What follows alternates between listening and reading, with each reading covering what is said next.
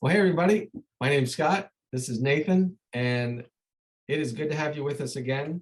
As always, we are working through some good books, and we are bending them towards, we're viewing them through the lens of recovery, because Nathan and I work with the recovery ministry called Celebrate Recovery here at Christ Community Church in Westchester, Pennsylvania. So if you live near us, we'd love to have you out on a Monday night. Anybody's welcome on any given Monday night. That's only if you have a hurt, a habit, or a hang up. If you don't have any of those, then which is everybody. I mean, which probably is everybody. Okay, so this book is called, that we're working through right now, is called Leading with Emotional Courage. It's by author and consultant Peter Bregman. And we are actually up to chapter 28. And chapter 28 is use your focus as a filter. And it gets into a very specific principle here. And you and I were just talking about this. Use your first day back from vacation to refocus toward your top priority. Now, Nathan, I'm going to throw that one to you. What in the world does that mean? You know, we are on vacation and then we're coming back, or maybe we're transitioning, like, even a weekend, right? But our first thought when we're thinking I'm about to go back is I need to react to things that are coming at me. And in this case, he's basically saying, no, you should really look at what's the most important thing, which is communicating. In this case, he doesn't say the big arrow, but really communicating the most important thing. Spend more time making things clear, spend more times on saying this is where we're headed, spend more time on things that say, and I'm available and open to be talking about this because this is what's moving us forward. And it's more important than the low value or no value activities. That's right. Yeah, he's basically using a vacation as a marking point to say, hey, kind of a bit of a fresh start here. I'm back, and I'm going to use this. I'm going to leverage this time to remind us all this is priority number one. Yeah. And then I think through a recovery lens, we have an ebb and flow because we do meet most every Monday night of the year. Yeah. We have a bit of an ebb and flow because you're always coming back. You're always coming back the next Monday. And that's why, as I said the last time, there is a lot of repetition in recovery, but that's intentional. Because it reminds us, hey, this is what we believe. We believe that things aren't right in my life, and I'm powerless to change this part of my life. It's my, as we sometimes say, stinking thinking that got me here in the first place. So I'm either going to believe that that same thinking is going to pull me out, or I need to change something. And so we use these markers of a weekly meeting to say, this is our top priority.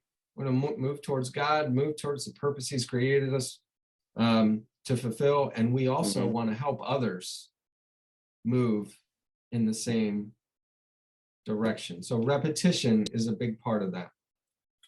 Yeah, and that is part of chapter 29. We're jumping in that big time.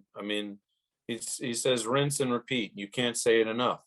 This is why we say the principles over and over. This is why we say the steps over and over, why we say scriptures over and over, because it makes the difference. The more we hear it and the more we ingest it, let it go deeper and deeper inside. Yes, the mouthwash principle. I'm right. Sorry, I did jump to chapter 29. Although you don't want to like swallow a mouthwash though. No, as an avid flosser myself, I appreciated this. He got into his dental hygiene a bit, and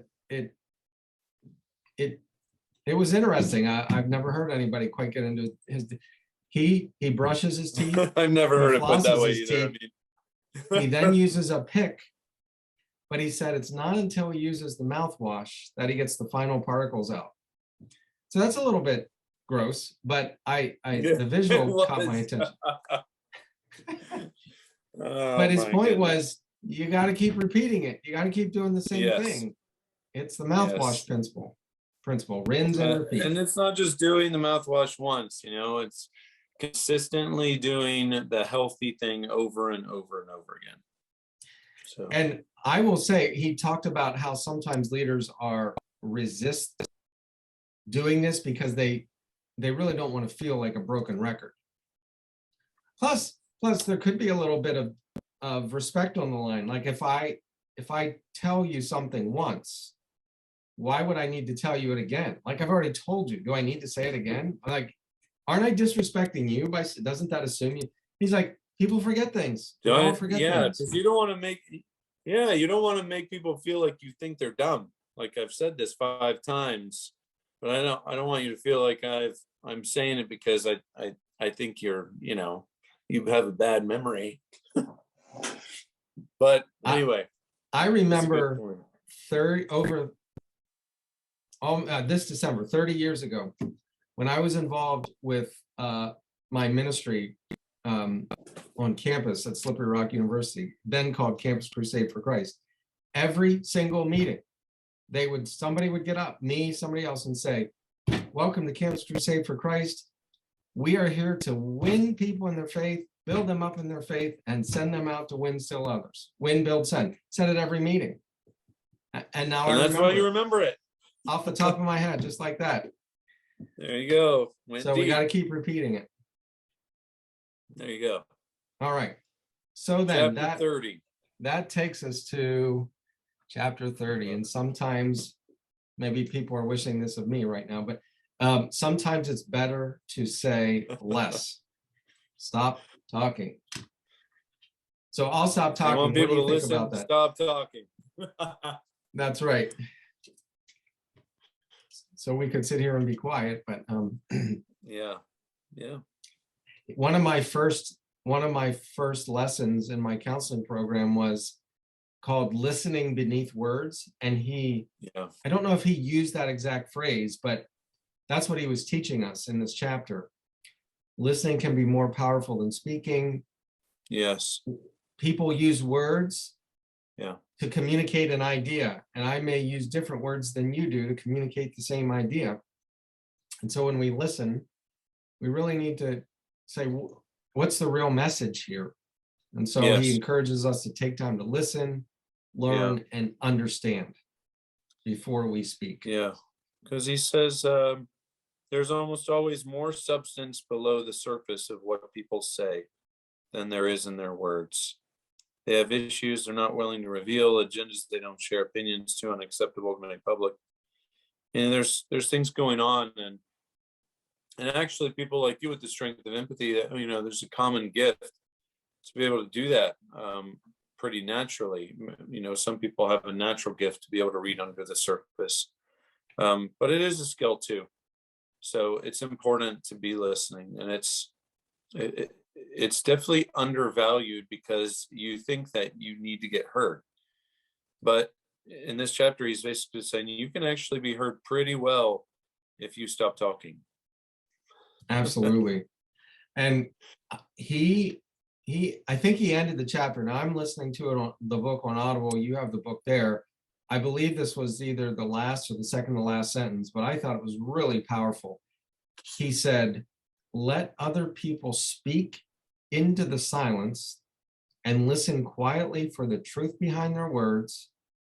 Then acknowledge what you heard, which is most likely more than has been said," meaning with words. "And once the others feel seen and heard, and when they all agree with you, that's the power of silence." Yeah. So a lot of influence in being a listener, that's for sure.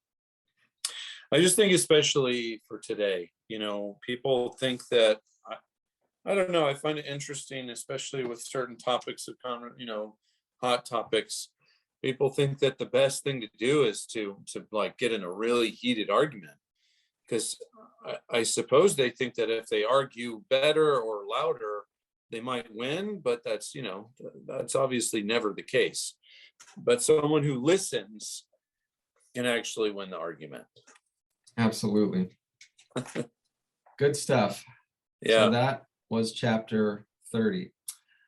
Yeah. Okay, so then next time we'll move on to part 2 of this element, which will be focus their energy. We're focusing our energy in part 1. Part 2, we're going to focus their energy, how we influence others. Yeah. All right. Well, it's been good as always. Hope you can share this with a friend or join us at Celebrate Recovery on Monday nights, and we'll see you next time.